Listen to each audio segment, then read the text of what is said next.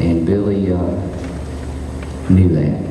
He knew that I was scared and nervous, and he took me in and invited me up to his house and fixed me a meal or two. And I think Don Addis was there. He was amazed that I could put away about as much food as he could that night. I think we all remember that. But he knew that he just had a way of knowing, and we got on into the band activities, and from then on I had a lot to do to keep my mind on what we were doing. We were always in the band room. It seemed like even at dark we were in the band room. But he knew what I needed.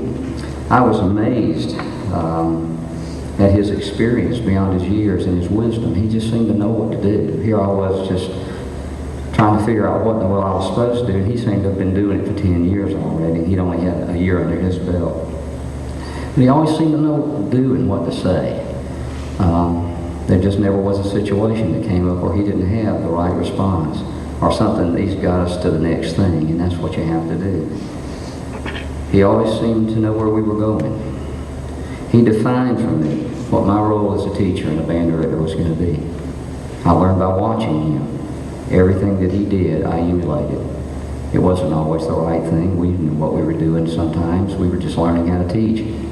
But I copied what he did, and it was right.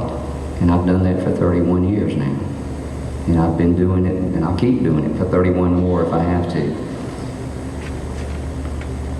Even now, I told Tom this not too long ago. I told Lex Price this, who I teach with right now. Even now, when I'm in a tough situation in the classroom, I think, what would Bill Young do? And I'm serious. I'm serious as I can be. Back then in the 1970s, it was a magical time. It seemed like everything we did was right. We recruited like crazy. If you had lips and fingers and you could walk, you were in the band. We figured out something for you to do. It was a little band. I keep hearing 30 and 47. I think the number sticks in my head was about 50. I think Billy even told me the first year he was here it was a little bit bigger than that. But my first year we had about 50 kids in the band or so. But we worked hard, and we always knew where we were going. I don't know if we knew how we were going to get there, but we at least knew where we were going. And we probably did a lot of stupid things, but we tried hard. We really did. We had some neat jokes. I think there was one because I was so tiny. I think everybody always, Bill kept telling me I was going to fall through my behind if I didn't gain some weight. I never quite figured that one out. And then I always had to run around in the shower to get wet. And I do, but I'm still doing it. And I've gained from 97 pounds now to 105. And of course, there's the inside joke. I think some folks would remember about the seat belts. And Bill might remember on Muchacho.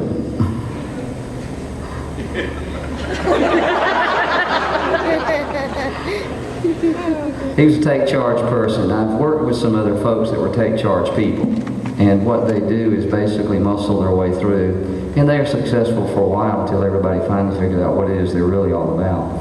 But Bill had a way of getting things done that didn't muscle anybody else out of the way.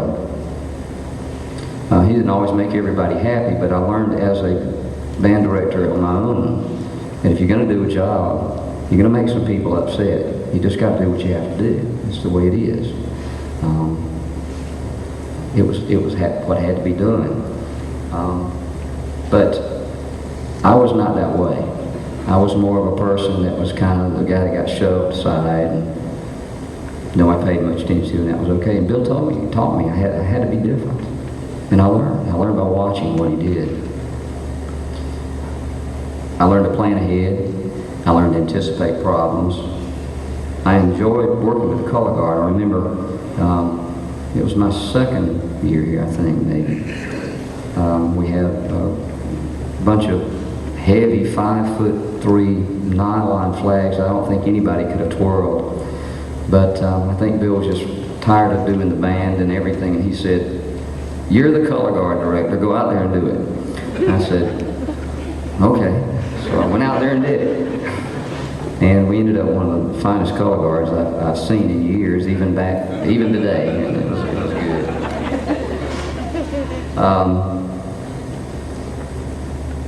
He was different than I was. But that was good. Tom put it really nicely a couple weeks ago. We were talking on the phone, and Bill was the yin and I was the yang.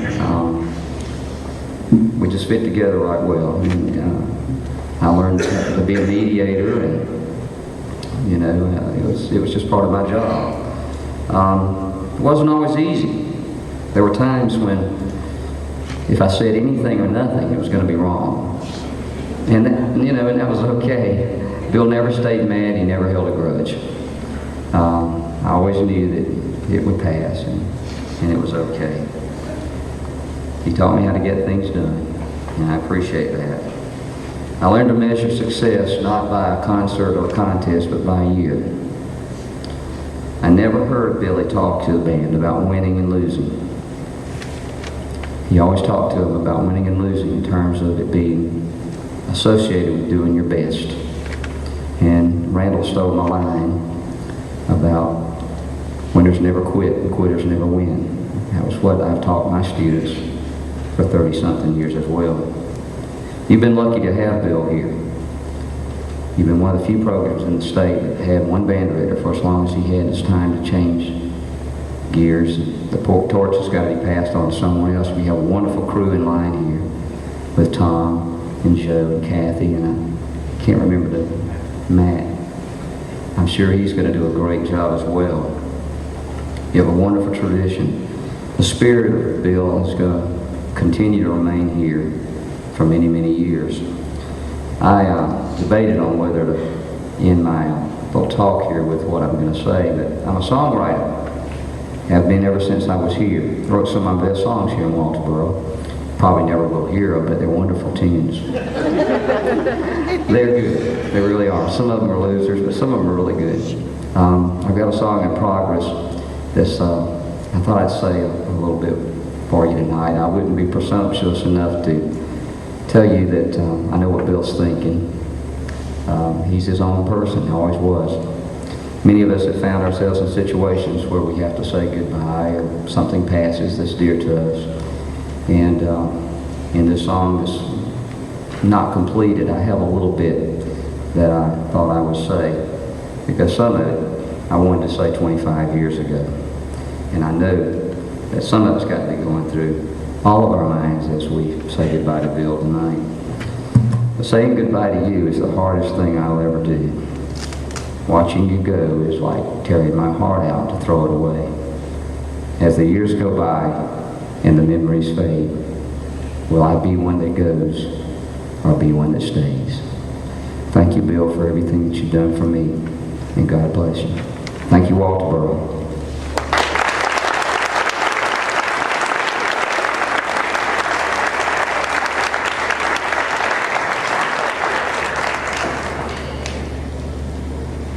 As we move ahead to the time, we're going to move ahead to the 80s. We brought our first state championship and an Orange Bowl performance.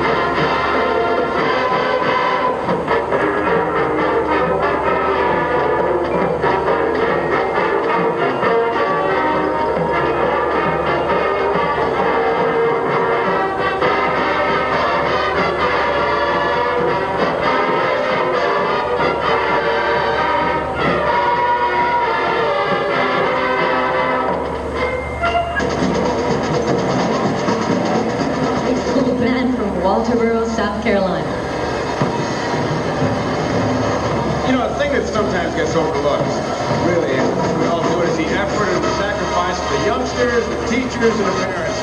This band and all the bands you'll see tonight reflect a lot of hard work by a lot of people, and we congratulate them all.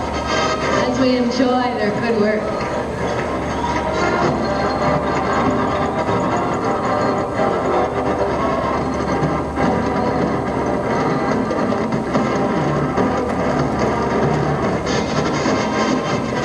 That's the way of looking at the batter's box, Kelly, except they're all wearing gloves. All those guys. Proud of it. There was a lot of brass in the batter's box.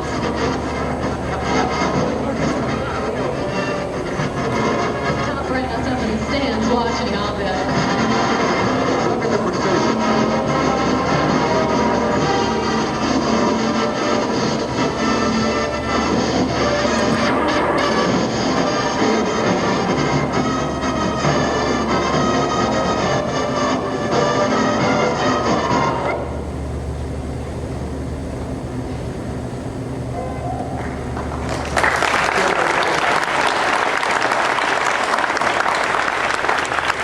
Our first speaker for the 80s, and I'm not sure if she's here, is Margie Bright Matthews.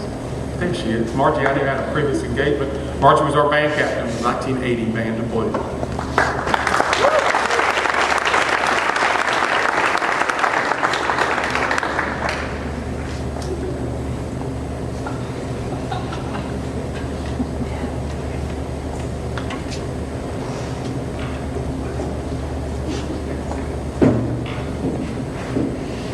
Excuse my leg.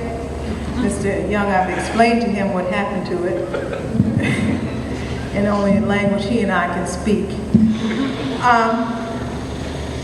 Let me first correct. I'm probably, and I wish Randall was here for this part, I'm probably one of the few that was in the band the longest. 6 years in the high school band. Janice, he was like a lot of things. One day I hated him. The other day I loved him. He was like a daddy. He was like a brother. He was like a friend. And so you have to forgive some of my comments. So I think only I can say a lot of this stuff. And you notice he's saying, uh-oh.